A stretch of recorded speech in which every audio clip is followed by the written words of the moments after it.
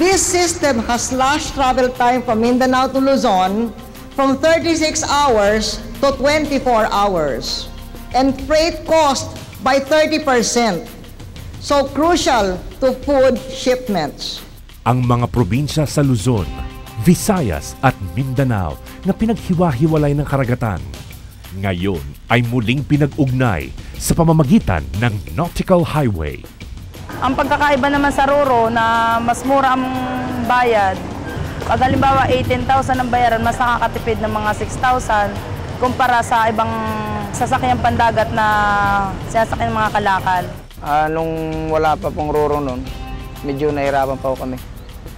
Pero ngayon pong may Roro na, mas mabilis ang aming biyahe. Nagpapasalamat po kami kay Pangulong GMA dahil po sa Roro na malaki pong tulong sa amin sa mga taga Mindoro. Ulat sa Bayan, patunay ng mamamayan.